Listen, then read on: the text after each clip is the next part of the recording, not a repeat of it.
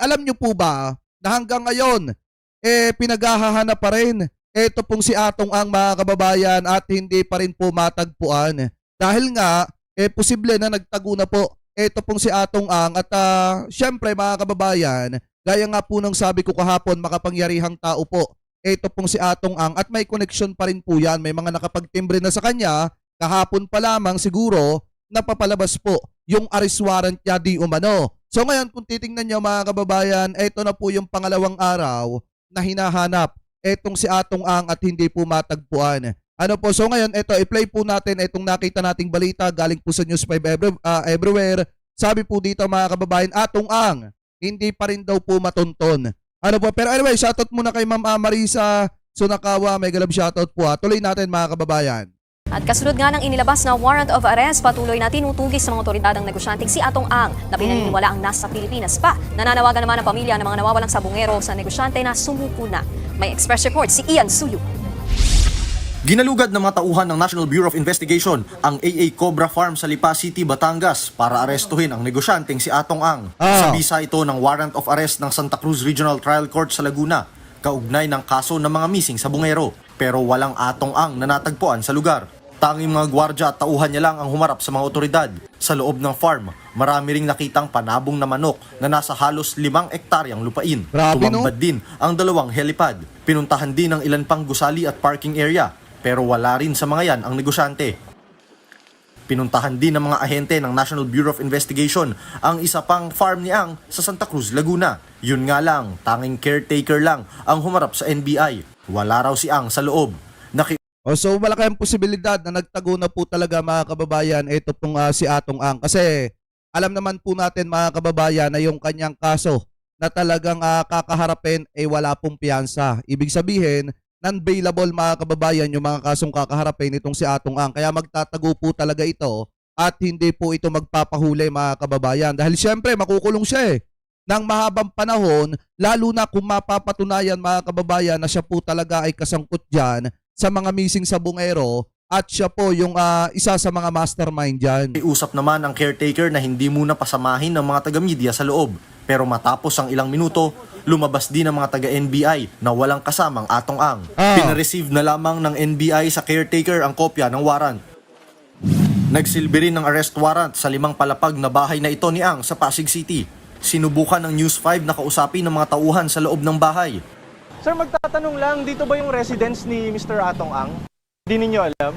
Natagalan ng mga pulis sa paghain ng arrest warrant dahil walang humarap ng mga tauhan o kasambahay ni Ang. Humantong pa sa nagpadala na ng hagdanan para akyatin ang gate ng bahay. Pero maya-maya, dumating na ang abogado na nagpakilalang si Attorney Acosta. Nagkaroon pa ng bahagyang tensyon sa pagitan ng mga pulis at kampo ni Ang. We have to have paano kung may pangyari dyan sa loob? Wala naman. Hindi, how can you be It's sure? just a service of Ma'am, of an arrest ma'am, this is warrant. this is a Wala service. rin dito yung kliyente ko. Halos 1 oras nilang hinanap sa loob si Ang, pero wala pa rin siya. Isang malawakang manhunt operation ang ikinasa ng PNP para mahanap si Ang. Bagay na ikinatuwa naman ng pamilya ng mga nawawalang sabungero. Kung nanonood ka po, Mr. Atong Ang, gusto po namin sabihin na nanawagan kami na sumuko na po kayo. Tama! Binigyan kayo ng pagkakataon para sumuko, i-depensa ang sarili nyo.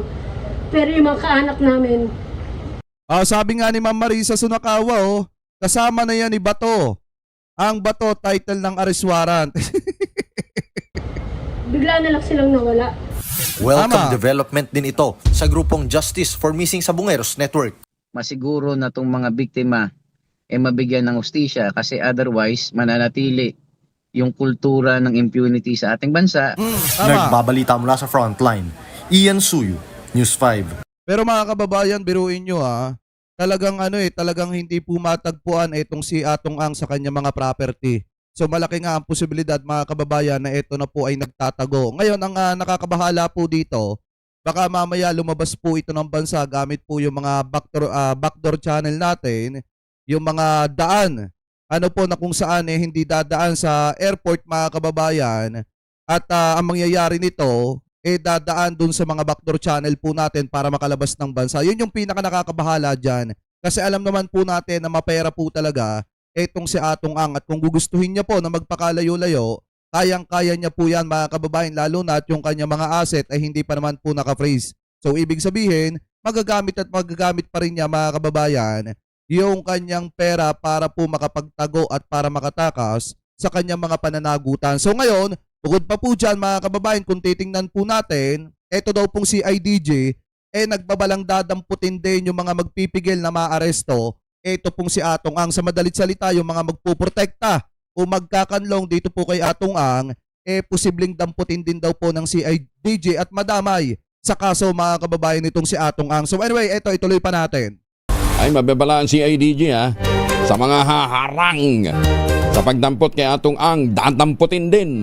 Detalye na balita mula kay Ijel Parosa, RH52 Ijel. Kuya Ijel, aminado ang Philippine National Police, partikular itong Criminal Investigation and Detection Group na magiging hamon sa kanilang pag-aresto ang impluensya ng negosyanteng si Atong Ang. Tama. Kaya nagpapala si IDG. Kasi mapera pa rin talaga yan mga kababayan.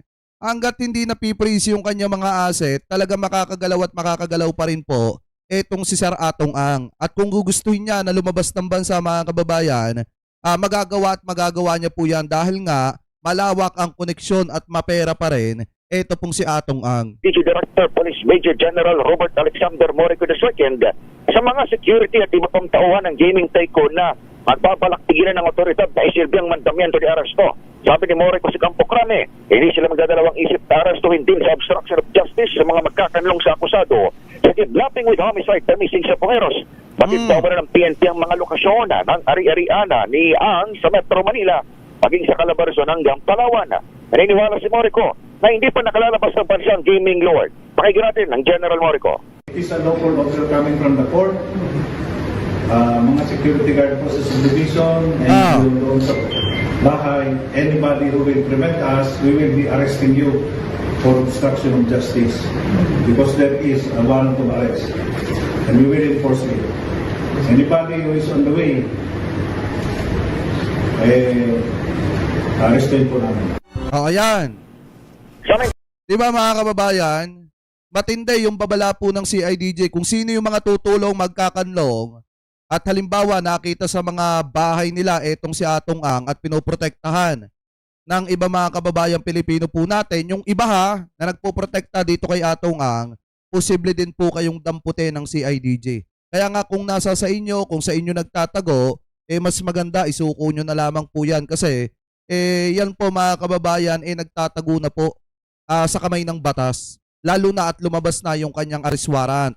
So ngayon, bukod pa po dyan mga kababayan, kung titingnan nyo, may lumabas din na kapapasok lamang pong balita na kung saan ipinasusuko na ng Philippine National Police or PNP ang 6 daw pong armas na nakarehistro sa gaming tycoon na si Charlie Atong Ang.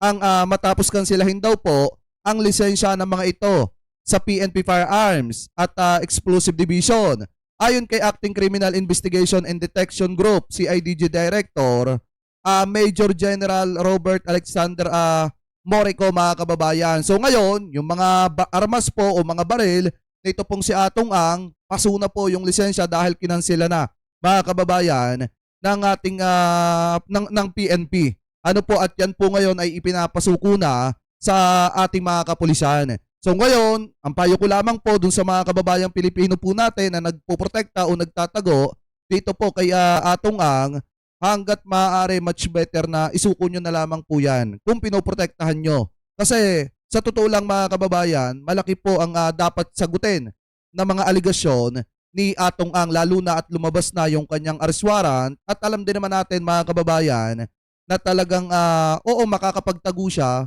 pero hindi po siya makakatakas sa kamay ng batas. Lalo na mga kababayan at minsan na pong nangyari na may mga nagtago sa kamay ng batas pero naaresto din naman. So ngayon, payo lamang po natin kay Sir Atong Ang, kaysa magtago po kayo, much better, harapin nyo na lamang po ito pong mga matitinding aligasyon laban po sa inyo. So anyway, mga kababayan, kung kayo po ang tatanungin, ano po ang masasabi ninyo, hingil po sa issue po na yan, comment below na lamang po kung ano po ang komento nyo, hingil po dito sa patuloy pa rin na paghahanap kay Sir Atong Ang. Dahil nga mga kababayan, kung titingnan nyo pong mabuti, pa 2 days na po ngayon pero hindi pa rin matagpuan. At matinding hamon daw po ito sa ating mga kapulisan, lalo na at malawak pa rin ang koneksyon ni Sir Atong Ang. At syempre, bukod sa hindi pa napipraise yung kanyang mga asset, magagamit niya pa rin yan para makapagtago mga kababayan at makapamuhay ulit ng normal. Ano po? So ngayon, comment below na lamang po kung ano pong opinion nyo. Hingil po dyan.